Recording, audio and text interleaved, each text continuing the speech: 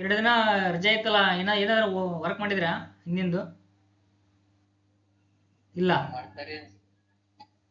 Okay.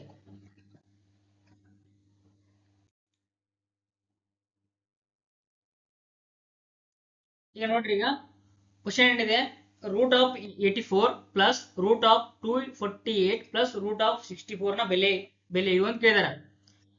Option A ಏನಿದೆ 10 ಇದೆ, option B 11 ಇದೆ, ಆಪ್ಷನ್ ಸಿ 16 ಇದೆ, ಆಪ್ಷನ್ ಡಿ 19 ಇದೆ. ಎಷ್ಟಾಗ್ಬೋದು ನೀವು ಲೆಕ್ಕ ಮಾಡಕ್ ಬರ್ತಾ ಇದು? ವರ್ಗ ಮತ್ತು ವರ್ಗಮೂಲಗಳು ಗೊತ್ತಿದ್ರೆ ಈ ಲೆಕ್ಕ ನೀವು ಈಸಿಯಾಗಿ ಬಿಡಿಸಬಹುದು. ಈಗ ನೋಡ್ರಿ, ಈ ತರ ಮಾಡಿದಾರ ಕ್ವಶನ್ ಕೊಟ್ಟಿದ್ದಾರೆ. 84 √84 √248 √64 ಅಂತ. ಈ ಫಸ್ಟ್ ಏನ್ ಮಾಡೋಣ ನಾವು, ಈ ಮೊದಲು 64 ಬಿಡಿಸೋಣ. ಇಲ್ಲಿ ಒಳಗೆ ರೂಟ್ ಇದೆಯಲ್ಲ, ಇದನ್ನ ಬಿಡಿಸೋಣ. √64 ಎಷ್ಟು? √64 ಏಟು? 64ರ ವರ್ಗಮೂಲ ಯಾವುದು?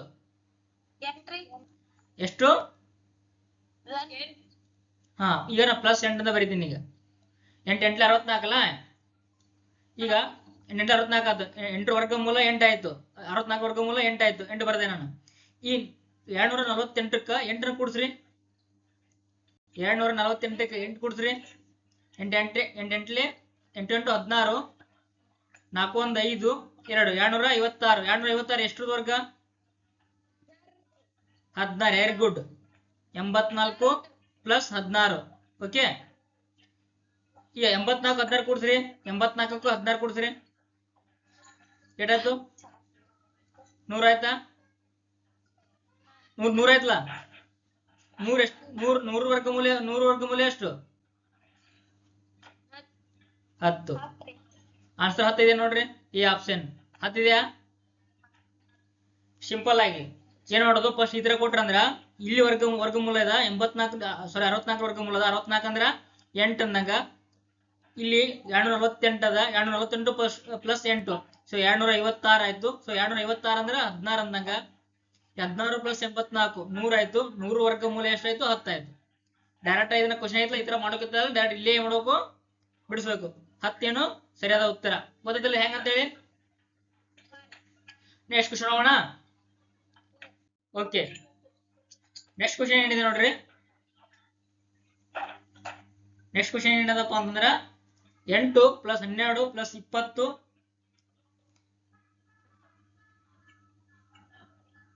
ಯಾರು join ಆಗ್ತಿದಾರ?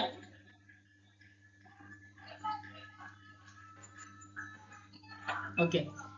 8 plus 12 plus 20, sorry plus ಅಲ್ಲ, 8, 12, 20, 5 ಮತ್ತು 10ರ ಸರಾಸರಿ 13 ಆದರೆ ಎಕ್ಸ್ ನ ಬೆಲೆ ಇವು ಅಂತಿದೆ. ನೋಡ್ರಿ, ಈಗ ಸರಾಸರಿ ಅಂತಂದ್ರೆ ಸರಾಸರಿ ಅಂತ ಕೊಟ್ಟಿದ್ದಾರೆ. ಏನೋ ನೋಡಿ ಎಣಿಸ್ಕೋಬೇಕು ಅದನ್ನ. 8 ಒಂದ್ ಅಂಕಿ, 12 ಒಂದ್ ಅಂಕಿ, 13 ಸಾರಿ 20 ಮತ್ತೊಂದು ಅಂಕಿ, ಎಕ್ಸ್ ಒಂದು ಅಂಕಿ, 1 2 3 4 5 5 ಅಂಕಿಯ ಸರಾಸರಿ ಎಷ್ಟಿದೆ? 13 ಅದ. ಅಥವಾ ಸರಾಸರಿ ಅರ್ಥ ಮಾಡ್ರಿ. 5 ಅಕ್ಷರ ಅದಾವ. ಒಂದನೇದ್ದು 8 ಅದ, ಎರಡನೇದ್ದು 12 ಅದ, ಮೂರನೇದ್ದು 20 ಅದ, ನಾಲ್ಕನೇದ್ದು ಗೊತ್ತಿಲ್ಲ ಎಷ್ಟಿದೆ ಅಂತೇಳಿ, ಐದನೇದ್ದು 10 ಅದ. ಒಟ್ಟು ಸರಾಸರಿ ಎಷ್ಟದ? 13 ಅದ. ಸೊ ಈಗ ನಾವು ಸರಾಸರಿ ಅಂದ್ರೆ ಏನು? ಸರಾಸರಿ ಅಂದ್ರೆ ಒಟ್ಟು ಸಂಖ್ಯೆಗಳ ಮೊತ್ತ ಪ್ಲಸ್ ಅಷ್ಟು ಸಂಖ್ಯೆ ಗೊತ್ತಿದೆಯಲ್ಲ. ಈಗ ನಮ್ಗ ಸರಾಸರಿ ಕೊಟ್ರ 13 ಕೊಟ್ರ, ಅಷ್ಟು ಸಂಖ್ಯೆಗಳು ಎಷ್ಟದಾವು? 5 ಅದಾವಲ್ಲ. 1 2 3 4 5 ಅದಾವ. ನಮ್ಗೆ ಇಲ್ಲಿ ಅಷ್ಟು ಮೊತ್ತ ಗೊತ್ತಿಲ್ಲ. ಮೊತ್ತೊಳಗಡೆ 8 12 ಎಷ್ಟಾಯ್ತು? 20 ಆಯ್ತು. 21 20 40 ಆಯ್ತು. 41 10 50 ಆಯ್ತು. 50 ಒಂದು 4ಕ್ಕೆ 50 ಅದ, ಪ್ಲಸ್ ಎಕ್ಸ್ ಅದ, ಪ್ಲಸ್ ಎಕ್ಸ್ ಅರ್ಥ ಆಯ್ತಲ್ಲ. ಎಕ್ಸ್ ಬೆಲೆ ಗೊತ್ತಿಲ್ಲ ನಮ್ಗೆ. 50 ಕೊಟ್ರ ಒಂದು ಗೊತ್ತಿಲ್ಲ. ಅವಾಗ ಏನ್ ಮಾಡೋದು ನಾವು, 5ನ್ನ ಗುಣಾಕಾರ ಮಾಡ್ಬೇಕು. ಓರೆ ಗುಣಾಕಾರ 13 ಐದ್ಲಿ 65, 13 ಐದ್ಲಿ 65 ಇಜ್ಕೊಲ್ ಟು 50 ಪ್ಲಸ್ ಎಕ್ಸ್. 50 ಈ ಕಡೆ ಹೋದ್ರ ಮೈನಸ್ ಆಗುತ್ತಲ್ಲ. 50 ಈ ಕಡೆ ಬಂದ್ರೆ ಮೈನಸ್ ಆಗುತ್ತೆ. 65 50 ಹೋದ್ರ 65 ಮೈನಸ್ 50 ಎಷ್ಟಾಯ್ತು? 15. ಸೊ ಹಂಗಂದ್ರೆ ಎಕ್ಸ್ ನ ಬೆಲೆ ಎಷ್ಟು 15. ಸರಿಯಾದ ಉತ್ತರ ಎಷ್ಟಾಯ್ತು ಹಂಗಂದ್ರೆ 15. ಓಕೆ, ಅರ್ಧ ತಿಳಿತಲ್ಲ ಇದು. ನೆಕ್ಸ್ಟ್ ಕ್ವಶನ್ ಅವನೀಗ. ಓಕೆ, ನೆಕ್ಸ್ಟ್ ನೋಡ್ರಿ, ಒಂದು ಆಯತದ ಉದ್ದ ಮತ್ತು ಅಗಲಗಳು ಕ್ರಮವಾಗಿ ಎಕ್ಸ್ ಪ್ಲಸ್ 1 ಸೆಂಟಿಮೀಟರ್ ಮತ್ತು ಎಕ್ಸ್ ಮೈನಸ್ 1 ಸೆಂಟಿಮೀಟರ್ ಆಗಿದ್ದು ಸುತ್ತಳತೆ 24 ಸೆಂಟಿಮೀಟರ್ ಆಗಿದೆ. ಹಾಗಾದ್ರೆ ಆಯತದ ಉದ್ದವು ಅಂತ ಕೇಳಿದ್ರ. ಆಯತ ಅಂದ್ರೆ ಗೊತ್ತಿದೆ ನಿಮ್ಗ? ಆಯತ ಹೆಂಗಿರುತ್ತ? ಸಾರಿ, ಚೌಕ ಆಯ್ತು ಇದು. ಆಯತ ಅಂತಂದ್ರ ತೋರಿಸ್ ನೋಡಿ ನಿಮ್ಗೆ.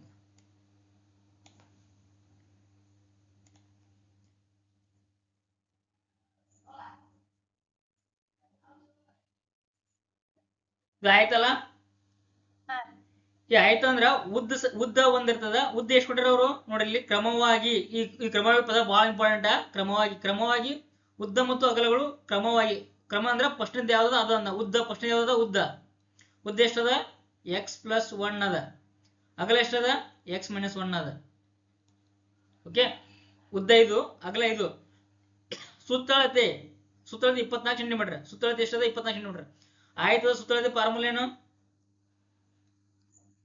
ಆಯ್ತು ಸುತ್ತಳತೆ ಸೂತ್ರ ಆಯ್ತು ಸುತ್ತಳತೆ ಅದು ಎಲ್ ಇಂಟು ಬಿ ಏನದು? ಇದು ವಿಸ್ತೀರ್ಣ. ಇದು ಹಾ, ಎಲ್ ಇಂಟು ಬಿ ಅನ್ನೋದು ವಿಸ್ತೀರ್ಣ. ಇದು ಆಯ್ತು, ವಿಸ್ತೀರ್ಣ ಆಯ್ತು. L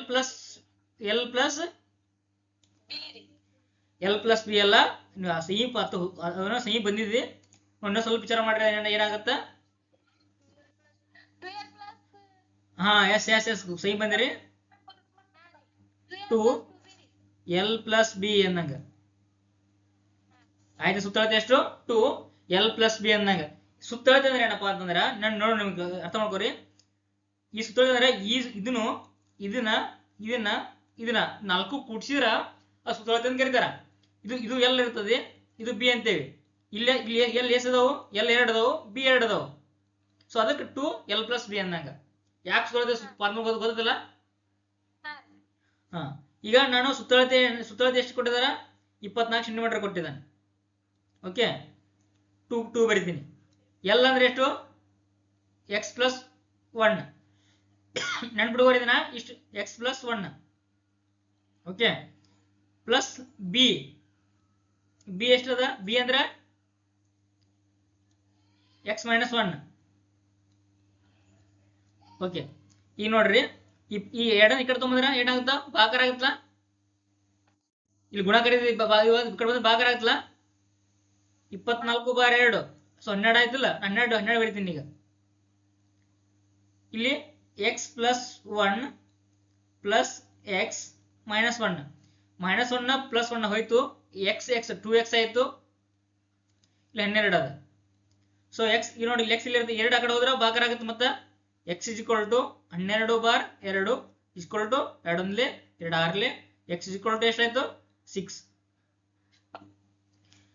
X is equal to ಏನಂತ ನಮಗ? 6 ಬಂತು. ಬಟ್ ಆನ್ಸರ್ ಇದು ಅಲ್ಲ. ಅವ್ರಿಗೆ ಹೇಳಿದ್ರು ಆಯ್ತದ ಉದ್ದ ಕೇಳಿದಾರ. ನಾವೇನ್ ಮಾಡ್ತೀವಿ? ಇಷ್ಟು ಬರ್ನ ಖುಷಿ ಆಗ್ಬಿಡುತ್ತೆ ನಮ್ಗೆ. ಆನ್ಸರ್ ಆಪ್ಷನ್ ಒಳಗೆ ಐತಿ, ಆಪ್ಷನ್ ಹಾಕ್ಬಿಡ್ತೀವಿ 6 ಅಂತೇಳಿ. ಬಟ್ ಎಕ್ಸಾಕ್ಟ್ ನಾನು ಉತ್ತರ ಕೇಳಿರೋರು ಆಯ್ತದ ಉದ್ದ. ಉದ್ದ ಅಂದ್ರೆ ಎಷ್ಟಿದ? ಎಕ್ಸ್ ಪ್ಲಸ್ 1 ಅದ. ಆಯ್ತದ ಎಷ್ಟು? X plus 1. ಸೊ ನಮ್ಗೆ ಎಕ್ಸ್ ಸಿಕ್ತು, ಉದ್ದ ಸಿಗ್ಲಿಲ್ಲ. ಇನ್ನು ಉದ್ದ ಏನ್ ಮಾಡ್ಬೇಕು?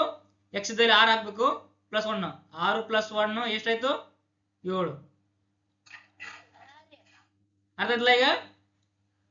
ಸರಿ, ಆಯ್ತು. ಉದ್ದ ಎಷ್ಟಾಯ್ತಂದ್ರ 7 ಸೆಂಟಿಮೀಟರ್. ಓಕೆ, 6 ಏನದು? ಎಕ್ಸ್ ಬೆಲೆ. ಬಟ್ ಉದ್ದ ಕೇಳಿದ್ರೆ ಉದ್ದ ನಮ್ಮ ಉದ್ದ ಎಷ್ಟದ? ಎಕ್ಸ್ ಪ್ಲಸ್ 1 ಅದ. ಸೊ 1 ಸೇರಿಸ್ಬೇಕು ಅದಕ್ಕೆ. ಸೊ ಏನಾಗುತ್ತೆ? 7 ಸೆಂಟಿಮೀಟರ್ ಆಗುತ್ತೆ. ಅರ್ಥ ಆಯ್ತಲ್ಲ? ಇದು ಕ್ಲಿಯರ್ ಆಗ್ತದಲ್ಲ? ನೆಕ್ಸ್ಟ್ ಹೋಗೋಣ ಈಗ. ಹಾ, ಬರ್ಕೋರಿ.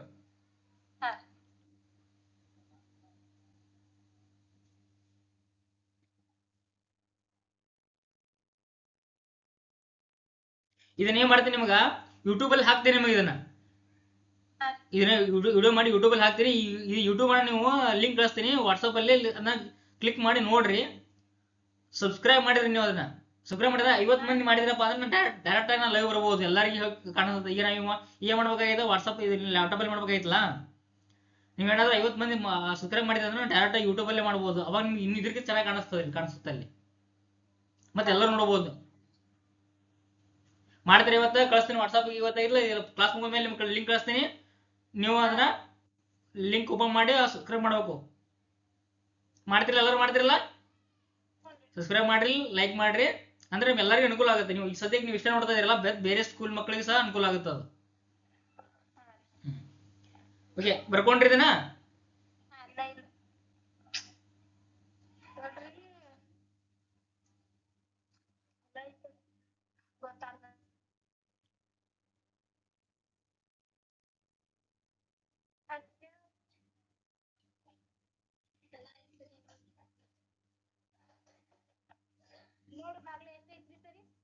ಯಾವುದು?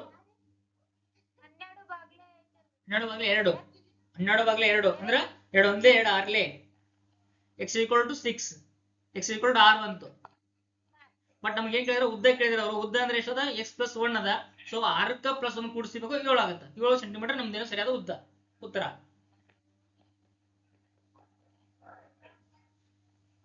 ಓಕೆ, ನೆಕ್ಸ್ಟ್ ಹೋಗೋಣ. ನೆಕ್ಸ್ಟ್ ಹೋಗ್ತೀನಿ ನೋಡ್ರಿ.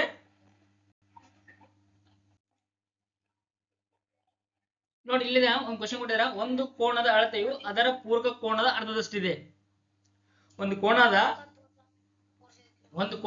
ಆ ಕೋನದ ಅಳತೆಯು ಅದರ ಪೂರಕ ಕೋನದ ಅರ್ಧದಷ್ಟಿದೆ. ಹಾಗಾದ್ರೆ ಆ ಕೋನದ ಅಳತೆಯು ಅಂದ್ರೆ, ಒಂದು ಕೋನ ಏನದ ಅದ್ರ ಅರ್ಧ, ಅಂದ್ರೆ ಒಂದು ಕೋನ ಏನಂತೀನಿ ನಾನು x ಅಂತ ಕರಿತೀನಿ. ಸೊ ಒಂದು ಕೋನ ಏನಂತೀನಿ 2x ಅಂತೀನಿ, ಇನ್ನೊಂದು ಕೋನ ಏನದ x ಅಂತ ಕರಿತೀನಿ. ಅಂದ್ರೆ ಅರ್ಧ, ಇದು ಅರ್ಧ ಅಂದ್ರೆ x ಅಲ್ಲ. ಏನಂದ್ರ ಒಂದು ಕೋನದ ಅಳತೆಯು ಅದರ ಪೂರಕ ಕೋನದ ಅರ್ಧದಷ್ಟಿದೆ. ಹಾಗಾದ್ರೆ ಆ ಕೋನದ ಅಳತೆಯು, ಒಂದು ಕೋನ ಅಂದ್ರೆ ಎಷ್ಟಿರ್ತದೆ ಸರಿಯಾಗಿ ನಾವೇ ತಿಳ್ಕೋಬೇಕು. ಪೂರಕ ಕೋನ ಮತ್ತಂದ್ರ 90 ತಿಳ್ಕೋಬೇಕು. 90 ಡಿಗ್ರಿ ಅಂತ ಇರ್ತದೆ. ನಾವೇನ್ ಮಾಡೋದು ನೋಡಿ, ಈಗ ಒಂದು ಕೋನ 2x ಅದ, ಅದ್ರ ಅರ್ಧ ಅದರ್ಸ್ ಅಂದ್ರ +x = 90. ಎಷ್ಟಾಯ್ತು? 3x ಆಯ್ತು. 3x/90. x = ಎಷ್ಟಾಯ್ತು? 3 3 ಏನಾಯ್ತು? 30 ಡಿಗ್ರಿ ಆಯ್ತಲ್ಲ, 30 ಬಂತು. ಇದೇನು? x = 30 ಆಯ್ತು. x = 30 ಆಯ್ತು. x = 30. 2x ಅಂದ್ರೆ ಡಬಲ್ 60 ಆಯ್ತು. ಹೌದಲ್ಲ? ಅವ್ರ ಏನ್ ಕೇಳ್ಯಾರ? ಒಂದು ಕೋನವು ಆ ಅಳತೆಯು ಅದರ ಪೂರಕ ಕೋನದ ಅರ್ಧದಷ್ಟಿದೆ. ಪೂರಕ ಕೋನ ಅಂದ್ರೆ ಯಾವುದು?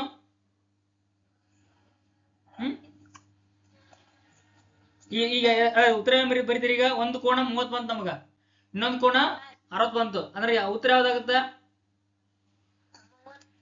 30 ಆಗುತ್ತಾ 60 ಆಗುತ್ತಾ? ಹೆಂಗ ಹೇಳಿ ನೋಡೋಣ. ಒಂದು ಕೋನದ ಅಳತೆ, ಒಂದು ಕೋನ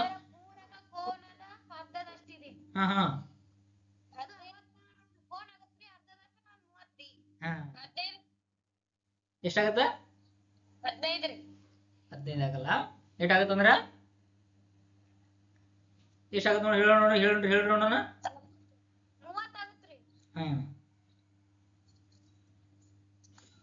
ಉತ್ತರ ಏನಾಗುತ್ತ? 30 ಆಗುತ್ತ. ಯಾಕಂದ್ರೆ ಒಂದು ಕೋನದ ಅರ್ಧದಷ್ಟಿದೆ ಅಂದ್ರ ಆ ಕೋನ ಎಷ್ಟದ? 60 ಇರ್ತದೆ. ಅದ್ರ ಅರ್ಧ ಅಂದ್ರೆ ಎಷ್ಟಾಗುತ್ತೆ? 30 ಆಗುತ್ತೆ. ಅಂದ್ರೆ ಆ ಕೋನ ಎಷ್ಟಿದೆ ಹಂಗಂದ್ರೆ ಆ ಕೋನ 60, ಆ ಕೋನ ಅರ್ಧ 30. ಸೊ ಹಂಗಂದ್ರೆ ನಮ್ಮ ಉತ್ತರ ಏನಪ್ಪಾ ಅಂದ್ರೆ ಸಿ ಆಗುತ್ತೆ. ಓಕೆ, ನೆಕ್ಸ್ಟ್ ಹೋಗೋಣ. ಇದನ್ನ ಲಿಂಕ್ ಕಳಿಸ್ತೀನಿ ಅಂತ ಅಲ್ಲಿ ಬರ್ಕೊಂಡಂತ. ಓಕೆ, ಲಿಂಕ್ ಕಳಿಸ್ತೀನಿಲ್ಲ ಅವಾಗ ಬರ್ಕೊಂಡಂತ. ಈಗ ಸ್ವಲ್ಪ ಕೇಳ್ಕೊತ ಹೋಗ್ರಿ. ಈಗ ನೆಕ್ಸ್ಟ್ ನೀವು ಯೂಟ್ಯೂಬ್ ಅಲ್ಲಿ ಹಾಕಿ ನೋಡ್ರಿ, ಅಲ್ಲಿ ನೀವು ಅದನ್ನ ನೋಡ್ಕೊಂಡು ಸ್ಟಾಪ್ ಮಾಡ್ರಿ ಬರ್ತವೆ. ಯಾಕಂದ್ರೆ ನಿಮ್ಗೆ ಜಲ್ದಿ ಮುಗಿಬೇಕಲ್ಲ. ಈಗ ನಿಮ್ಗೆ ಆಲ್ರೆಡಿ ಟೈಮ್ ಇಲ್ಲ. ನಾವು ಎಷ್ಟು ನಿಮ್ಗೆ ಇವತ್ತು ಇನ್ನೊಂದು ಗುಡ್ ನ್ಯೂಸ್ ಏನಪ್ಪಾ ಅಂದ್ರೆ ಪೇಪರ್ ಮುಂದೆ ಹೋಗಿದಾರ. ಮೊದಲು ಏನಿತ್ತು ಡಿಸೆಂಬರ್ 6ಕ್ಕೆ ಇತ್ತಲ್ಲ, 6ಕ್ಕೆ 7ಕ್ಕೆ ಇತ್ತು. ಈಗ ಎಷ್ಟಾಗ್ಯಾರ ಅಂದ್ರೆ ಜನವರಿ, ವಾಟ್ಸಪ್ ಅಲ್ಲಿ ಹಾಕಿದಾರ ನಿಮ್ಮ ಮೇಡಮ್ ಅವರ, ಜನವರಿ ಹನ್ನೊಂದಕ್ಕೆ ಹಾಕಿದಾರ. ಅಂದ್ರೆ ನಿಮ್ಗೆ ಒಂದ್ ತಿಂಗಳು ಎಕ್ಸ್ಟ್ರಾ ಸಿಕ್ತು ನಿಮ್ಗೆ. ಈಗ ಒಂದ್ ತಿಂಗಳಲ್ಲಿ ಎಲ್ಲಾ ಕವರ್ ಮಾಡಕ್ಕಾಗತ್ತಾ? ಅದಕ್ಕ ನೀವೇನ್ ಮಾಡ್ರಿ, ಇದನ್ನ ನೀವು ಬರ್ಕೋರಿ. ಈಗ ಬರೀ ಕೇಳ್ಕೊತ ಹೋಗ್ರಿ. ಯೂಟ್ಯೂಬ್ ಅಲ್ಲಿ ಹಾಕ್ತೀನಲ್ಲ, ಅದನ್ನ ಓಪನ್ ಮಾಡಿ ಅಲ್ಲಿ ಅದನ್ನ ಪಾಸ್ ಮಾಡ್ಕೊಂಡು ಬರ್ಕೋತ ಹೋಗ್ರಿ. ಓಕೆ, ಅಲ್ಲೂ ಸಹ ಇದೇ ತರ ಎಕ್ಸ್ಪ್ಲನೇಷನ್ ಕೇಳತ್ತೆ ನಿಮಗೆ. ಓಕೆ, ನೆಕ್ಸ್ಟ್ ಕ್ವಶನ್ ಹೋಗ್ತೀನಿ ನೋಡ್ರಿ. ಒಂದು ಬಹುಭುಜಾಕೃತಿಯ ಒಂದು ಶೃಂಗದಿಂದ ಸಾಧ್ಯ ಇರುವ ಎಲ್ಲಾ ಕರ್ಣಗಳು ಎಳೆದಾಗ ಉಂಟಾದ ತ್ರಿಜ್ಯಗಳ ಸಂಖ್ಯೆಯು 18 ಆಗಿದೆ. ಹಾಗಾದ್ರೆ ಆ ಬಹುಭುಜಾಕೃತಿಯ ಬಾಹುಗಳ ಸಂಖ್ಯೆ ಎಷ್ಟು ಅಂತ ಕೇಳಿದಾರೆ. ಇದು ನಿಮಗೆ ಬಾಹುಗಳು ನಿಮಗೆ ಎಡತಕ್ಕಿತ್ತಲ್ಲ, ಕಲ್ತಿರ್ಬೇಕಲ್ಲ ಇದನ್ನ. ಎಡತಕ್ಕೆ ಕಲ್ತೀರಿ? ಹಾ, ಎಷ್ಟಾಗುತ್ತೆ ಹೇಳಿ ನೋಡೋಣ ಇದನ್ನ. 20 ಆಗತ್ತಾ? ನೋಡಿ, ಸ್ವಲ್ಪ ತಲೆ ಓಡಿಸ್ರಿ ಇನ್ನೊಂದ್ ಸ್ವಲ್ಪ. ಹ್ಮ್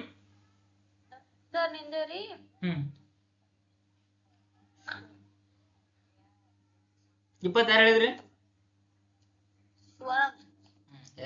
ಇಲ್ಲ, ಕರೆಕ್ಟ್ 20 ಕರೆಕ್ಟ್ ಇದೆ. ನಾ ಸುಮ್ಮನೆ ಹೇಳಿದೀನಿ, ಒಂದ್ ಸ್ವಲ್ಪ ತಲೆ ಕರ್ಸ್ಕೊಡ್ಬೇಕಂತ. 20 ಸರಿಯಾದ ಉತ್ತರ. ಬಟ್ ಹೆಂಗಂತ ಗೊತ್ತಾಗಲ್ಲ ನಿಮ್ಗ. ಹೇಳ್ತೀನಿ ನೋಡ್ರಿ ಹೆಂಗಂತ. ಒಂದು ಬಹುಭುಜಾಕೃತಿ, ಯಾವ್ದೋ ಒಂದು ಬಹುಭುಜಾಕೃತಿ ಐತಿ. ಅದ ಒಂದು ಶೃಂಗದಿಂದ, ಅಂದ್ರೆ ಒಂದು ಬಹುಭುಜಾಕೃತಿ ಅಂದ್ರ 4 ಇರ್ಬೋದು, 5 ಇರ್ಬೋದು, 6 ಇರ್ಬೋದು, ಎಷ್ಟಾದ್ರೂ ಇರ್ಬೋದು. ನಾವು ಸುಮ್ಮನೆ ನಿಮ್ಗೊಂದು ಪೆಂಟಾಗೋನಲ್ ತೆಗಿತೀನಿ. ಪೆಂಟಾಗೋನಲ್ ಅಂದ್ರ ಏನದು? ಪೆಂಟಾಗೋನಲ್ ಬೇಡ, ಯಾಕೆ ಸ್ವಲ್ಪ ಕಷ್ಟ ಆಗುತ್ತೆ. ಇದನ್ನ ಹೆಕ್ಸಾಗೋನಲ್ ತೆಗಿತೀನಿ ನೋಡ್ರಿ. ಅಂದ್ರೆ ಹೆಕ್ಸಾಗೋನಲ್ ಅಂದ್ರ ಷಡ್ಭುಜಾಕೃತಿನ. 6 ಬಾಹುಗಳು ಇರ್ತಾವಲ್ಲ ಅದಕ್ಕ. ಪಂಚಭುಜಾಕ 5 ಇದ್ರೆ ಏನಂತಾರ ಅದಕ್ಕ? ಪೆಂಟಾಗೋನಲ್. ಇದು ಷಡ್ಭುಜಾಕೃತಿ. ಇದು 5 ಇದ್ರೆ ಏನಂತಾರ ಕನ್ನಡದಾಗ? ನಾನು ಕನ್ನಡ ಭಾಳ ಮರ್ತ್ಬಿಟ್ಟೇನಿ. ಎಲ್ಲ ಇಂಗ್ಲೀಷ್ನಾಗ ಗೊತ್ತಿರ್ತಲ್ಲ. ಪೆಂಟಾಗೋನಲ್ ಅಂತೀವಿ. ಇಂಗ್ಲೀಷ್ನಾಗ ಏನಂತಾರ? ಕನ್ನಡದಾಗ ಏನಂತಾರ? ಕನ್ನಡ ಏನಂತಾರ 5 ಇದ್ರ? ಇರ್ಲಿ. ಇದು ಷಡ್ಭುಜಾಕೃತಿ ಕನ್ನಡದಾಗ. 6 ಇರ್ತಾವಲ್ಲ ಷಡ್ಭುಜಾಕೃತಿ. ಏನಂತಾರ? ಒಂದು ಶೃಂಗ ಅಂತಾರ. ಶೃಂಗ ಅಂದ್ರೆ ಏನು? ಈ ಮೂಲ ಇರ್ತಾವಲ್ಲ, ಈ ಮೂಲಿಗಿನ ಶೃಂಗ ಅಂತ ಕರಿತೀವಿ. ಯಾರೋ ಜಾಯ್ನ್ ಆಗ್ತದ ನೋಡು, ಯಾರು?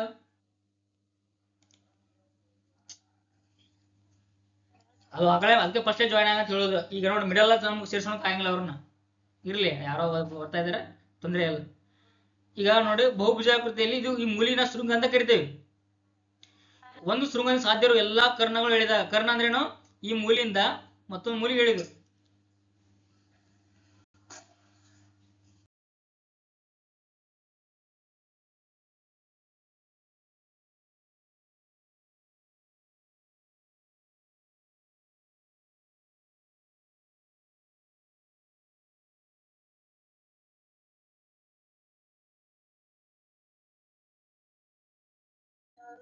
ಒಂದು ಶಾಲೆ ಒಂದರಲ್ಲಿ 8ನೇ ತರಗತಿ ವಿದ್ಯಾರ್ಥಿಗಳು ಪ್ರವಾಹ ಪರಿಹಾರ ನಿಧಿಗೆ ಒಟ್ಟಾರೆ 10,201 ರೂಗಳನ್ನು ಕೊಟ್ಟರು.